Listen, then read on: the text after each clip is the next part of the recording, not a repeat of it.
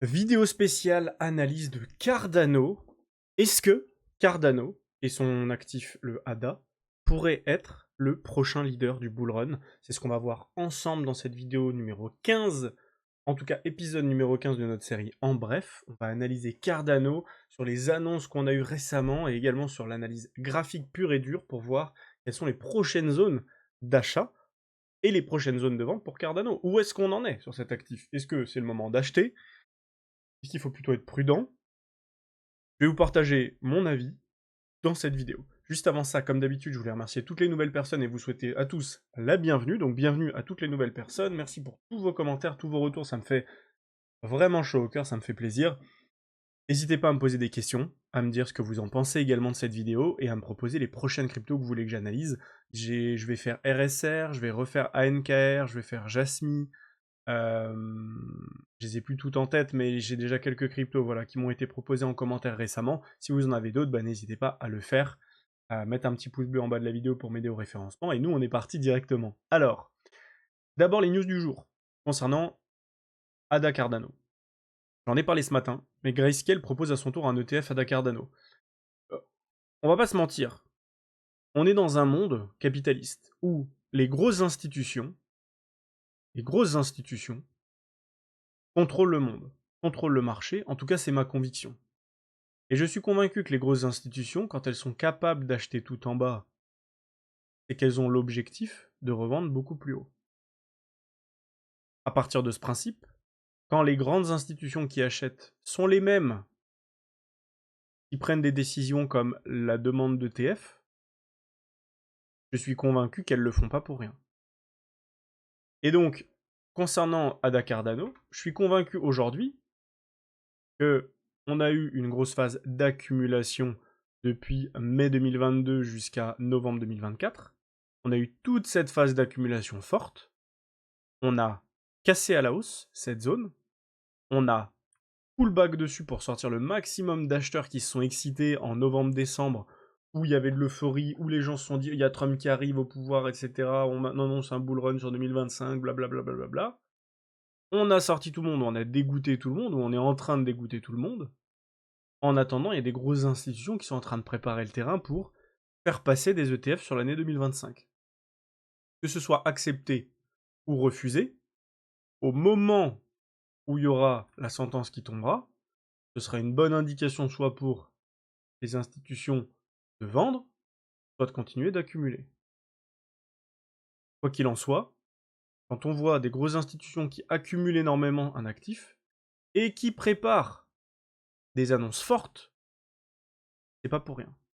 Comme actuellement BlackRock qui achète, qui a fait passer un ETF BTC et qui prépare et qui accumule de l'Ethereum avec son ETF Ethereum, c'est pas pour rien. C'est parce qu'ils se doutent, parce qu'ils sont convaincus qu'ils ont suffisamment d'argent pour acheter tout ce qui est en bas et la revendre plus haute. Et donc payer potentiellement les médias pour ensuite nous donner à tous envie d'acheter quand ce sera beaucoup plus haut, en nous faisant croire à ce moment-là que ça va atteindre des sommets incroyables, qu'on est dans un cycle improbable, enfin bref. Reconcentrons-nous sur Ada Cardano, mais c'était l'idée. Donc Grayscale qui propose à son tour un ETF Cardano. Ils le font pas pour rien encore une fois. Et d'un autre côté, j'en parlais ce matin également, Cardano, Walmart lance le cashback ADA, le grand public est à nos portes. Pourquoi est à nos portes? Parce que Walmart, c'est un des plus gros hyper marchés du monde. Je sais pas si on appelle ça un hyper ou autre, peu importe, vous avez compris l'idée. Si ce n'est le plus gros, je ne sais pas, je pense que c'est un des plus gros, voire le plus gros. Et ce qui est fou, c'est que dès maintenant, Walmart offre un cashback ADA pour chaque achat. Donc bien sûr, qu'il s'agisse de papier toilette, PlayStation, pizza surgelée, peu importe, mais en gros, il faut utiliser le portefeuille Yoroi, ou Yoroi, je sais pas comment ça se dit, pour empocher des tokens ADA en guise de récompense, sachant que ça se fera tout en ligne. Donc c'est pour les achats en ligne, bien sûr. Le plan, les utilisateurs installent l'extension Yoroi Wallet, font leurs courses chez Walmart et l'algorithme crache des remises ADA, pas de NFT compliqué, pas de jargon de la blockchain, simplement cliquer, encaisser et se taire. L'effet, si même grand-mère Erna se met soudainement à détenir des ADA, il y a des fautes catastrophiques. La technologie du futur devient très vite un moyen de paiement qui fait passer Bitcoin et Ethereum au second plan. Alors oui et non, c'est pas vraiment les mêmes objectifs du tout. Donc des gens qui écrivent ce genre de choses, je pense qu'ils n'y connaissent pas finalement grand-chose, mais en tout cas, l'idée est là. Là, un membre de la communauté célèbre, ce n'est plus une hype, c'est du mainstream. C'est vrai que c'est du mainstream, mais sauf que c'est pas du tout encore mis en avant. C'est juste, bah, en fait, ça va attirer plein de monde et ça va juste faire une grosse euphorie. C'est tout. Et quand les gens vont commencer à en avoir un petit peu et que ça va prendre de la valeur, bah, ils vont vouloir en acheter plus. On va leur dire dans les médias qu'il faut en acheter plus, plus, plus, plus, et puis voilà, ça va jamais s'arrêter. Enfin, ça va jamais s'arrêter. Si, ça va s'arrêter, mais je veux dire, ça va prendre de plus en plus de valeur, ça va s'accélérer, accélérer, accélérer. Et c'est à ce moment-là que les gens vont mettre le plus de billes et qu'ils vont se faire défoncer. Donc là, c'était pour les news importantes. Les news à éviter, faites très attention à ça. Je voulais vous le remettre en question parce que j'ai regardé un petit peu les news sur Ada Cardano. Et quand je vois ce type de choses, deux cryptos à moins de 4,50$ que vous pouvez confortablement choisir plutôt que Shiba Inu et Cardano pour des gains en 2025, ça c'est de la merde. Ça c'est des cryptos, c'est comment dire, des articles qui sont achetés, qui sont payés pour apparaître sur des sites comme Finance Feeds par exemple ici, donc ça c'est nul. Et ça aussi c'est catastrophique, hein, et c'est de la part de Binance, ça qui est fou. Cardano peut-il s'envoler à 10$ d'ici 2025? Le chemin à suivre, et ils expliquent globalement euh, bah, est-ce que ça peut atteindre de 10$, etc. Mais en fait, ça, c'est ce que vous verrez dans quelques mois, sans point d'interrogation. D'ailleurs, vous verrez, Cardano va atteindre 10$, Cardano minimum 10$, Cardano minimum 50$, minimum 100$. On entendra des dingueries. Et c'est ce qui alimentera le fait que beaucoup de gens vont en accumuler, mais ne seront pas prêts à vendre au bon moment. Et nous, on va voir tout ça dans cette vidéo. D'abord, on regarde les fundings. On remarque quoi? On a eu une énorme euphorie lors de la hausse de 2021. Grosse euphorie. Énorme euphorie sur les fundings. Et ensuite, on distribue et ça dégage. Ce qui est intéressant, c'est que sur l'année en cours, on est à peine sorti de la phase d'accumulation. On a déjà eu beaucoup d'euphorie. Pourquoi? Parce que, à l'inverse de 2020, en 2022, 2023, 2024, il y a beaucoup de chaînes YouTube qui existent, il y a beaucoup de contenus qui existent, les gens sont beaucoup plus montent beaucoup plus en compétences, sont beaucoup plus performants. Et donc, à la moindre phase d'accumulation, bah, ils sont moins cons, ils se disent ça y est, on part. Ils achètent. Et donc il y a de l'euphorie plus vite parce que beaucoup de gens ont compris, en tout cas plus de personnes ont compris qu'il y avait de l'argent à se faire. Et c'est vrai, effectivement. Le problème c'est qu'ils le font mal. Ils prennent trop de risques, mettent trop d'effets de levier, et c'est ce qui fait que les fundings explosent, et nous c'est pour ça qu'on l'utilise en tant qu'indicateur d'euphorie, parce que quand il y a trop de gens qui mettent des effets de levier au lieu d'aller sur le marché des spots, c'est qu'ils font n'importe quoi et qu'ils vont se faire nettoyer. Et donc là c'est ce qui s'est passé pour Ada Cardano, ensuite à nouveau c'est monté, petite euphorie, on nettoie tout le monde. Et de manière générale, Ada n'a pas été trop euphorique ici par rapport à d'autres cryptos. Mais bon, il est dans le marché des cryptos, et il a corrigé un peu comme tout le monde, mais il s'est vite repris. Et effectivement, on voit qu'il a moins baissé que beaucoup d'autres actifs. Hein. Si on prend ici le point haut et le point bas, on a fait moins 60%, et paf, on a rebondi instantanément. Ici, il y a des cryptos qui sont encore à moins 60, moins 70% aujourd'hui. Donc il a plus vite rebondi. Et parce qu'il est dans une bonne dynamique. Donc nous, ce qui nous intéresse, c'est ok. Ada Cardano est dans une bonne dynamique. Pourquoi il est dans une bonne dynamique? Parce qu'on a une grosse phase d'accumulation. Il s'en est extrait à la hausse. Il est venu chercher ses 0,382 parfaitement en mèche. Il s'est fait rejeter. Donc ensuite, s'il se fait rejeter, objectif, aller recharger plus bas. Donc ça peut être ici, ça peut être là, là, peu importe en fait. Il va recharger. Et une fois qu'il a rechargé, on est prêt à repartir.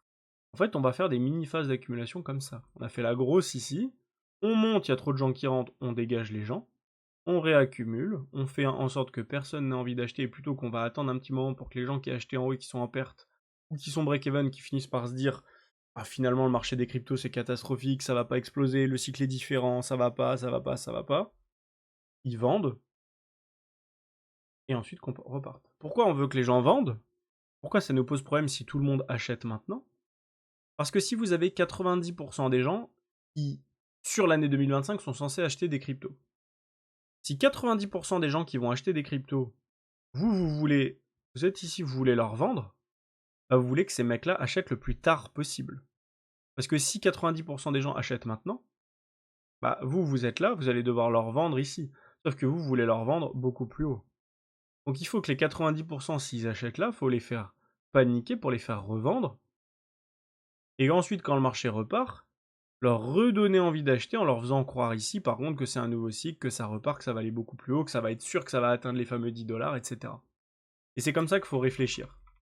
Et donc, on a trop d'euphorie, il faut dégager tout le monde, on laisse sortir les gens, pour que 90% des acheteurs ne soient plus dans le marché. Que 90% des acheteurs soient dans l'attente, soient même pas intéressés, soient dégoûtés, peu importe, mais ne soient pas dans le marché. Et que le jour où on repart à la hausse et qu'on atteint des zones très importantes, où potentiellement on a de l'euphorie, on va payer davantage les médias pour faire des news incroyables, pour sortir des infos de fou, pour que les gens se disent « Oh ça y est, incroyable, il va se passer une dinguerie », en même temps peut-être on va avoir l'acceptation des ETF Cardano, ou le refus, peu importe, et à ce moment-là les gens se disent « Oh mais c'est incroyable, Cardano a été accepté en ETF, imaginons ». En plus de ça, le marché est très haussier, et en plus on nous annonce que ça va au moins à 10$, donc là c'est sûr, je vais faire facile, je vais investir à 2,50, je revends à 10 et je suis riche. Pas riche, mais en tout cas, voilà, j'ai fait des multiples, c'est ce que je veux dire. Et c'est la raison pour laquelle les gens vont se faire défoncer. Donc ici, nous, on va rester très pragmatique. On va prendre une analyse claire avec de l'historique. On a eu le cycle 2018. On prend notre FIBO, point bas, point haut. Nouveau point bas. Si, parfait. Et on sait que la zone de vente, elle est entre 168 et 200% d'extension. On sait que ça, c'est une grosse zone de vente. À nouveau, quand on prend notre nouveau cycle, ce qui a changé, c'est qu'on a ici, en 2025 par rapport à 2021, beaucoup plus de concurrence. Et donc, si sur le marché, on a, je dis n'importe quoi, 500 milliards de dollars qui arrivent, à l'époque, quand on avait, on va dire qu'on avait moins d'argent à l'époque qui arrivait, on avait 100 milliards de dollars qui arrivaient, sur 100 milliards, il y avait peut-être, je dis n'importe quoi, hein, mais il y avait peut-être 3000 projets. Donc tu divisais 100 milliards en 3000 projets, pas de manière équitable, mais en gros, tu prenais les 100 milliards et tu donnais un peu pour un projet, un peu pour un autre projet, etc. Là, on a beaucoup plus d'argent qui va arriver, encore plus avec les ETF. Le problème, c'est qu'on n'a pas 3000 projets, on en a peut-être 200 000. Je sais qu'il y en a qui disent qu'il y a des millions de cryptos, etc. Mais il faut comprendre que la plupart des cryptos sont dead, en fait. Il y a plein de, oui, il y a plein de petites cryptos inutiles, mais il y a plein de petites cryptos qui ont été créées, mais où il n'y a pas du tout d'argent dedans. Donc ça, faut quand même le prendre en compte. Donc on n'a peut-être pas 200 000, peut-être qu'on peut même dire, on va peut-être faire x5 en termes d'argent qu'on va investir par rapport à avant, mais en termes de projet, on va peut-être avoir 30 fois plus de projets. Donc au final, 500 milliards dans 30 fois plus de projets, ça va faire monter moins fort chaque projet unitairement que quand on avait 100 milliards dans 3000 projets. Et c'est vraiment l'idée qu'il faut avoir. Donc à partir de là, effectivement, c'est possible que Ada Cardano ne fasse pas, vu où il en est aujourd'hui, il est encore loin de son ATH. Pour faire un ATH, il faut encore qu'il aille chercher au moins x4, donc 300% de hausse. Donc c'est possible qu'il fasse pas d'ATH. Moi, je pense qu'il en fera un, mais c'est possible qu'il en fasse pas. Et c'est pour ça qu'il faut d'abord se prémunir et aller chercher une target au cas où on ne fait pas d'ATH. Et donc on prend notre point bas, notre point haut, et on va checker ce qu'il en est. Donc là on est les 0,382, donc là sur ce graphe, on n'a pas touché les 0,382, mais si je vais sur les perpétuels de Binance, point haut, point bas, j'ai bien touché mes 0,382 ici en mèche. On peut d'ailleurs le faire ici. Donc on prend notre point haut, point bas, et on a bien touché les 0,382. Prochain objectif, 0,618. Juste ici. 0,618 aux alentours des 2$ sur Cardano. Si on zoome un petit peu, on voit qu'on a de la liquidité qui traîne aux alentours des 1,64. On a aussi pas mal de liquidité qui tourne autour des 2,40, 2,45 à peu près. Donc si on veut affiner, on peut aller dans ces zones-là, mais globalement, autour de 2$, on a une grosse zone de vente sur Cardano. Donc c'est pas énorme, certains se diront oui, mais ça n'a pas d'intérêt. Sauf que si cette crypto, elle surperforme les cryptos dans lesquelles vous êtes en train d'investir, donc des cryptos qui sont en train de sous-performer comme ça, ou bien qui ont fait ça et maintenant qui font que baisser, bah, le problème c'est que Cardano, qui est plutôt dans une dynamique haussière, elle va monter plus vite, plus fort, elle va atteindre plus vite cette target, peut-être qu'ensuite elle continuera.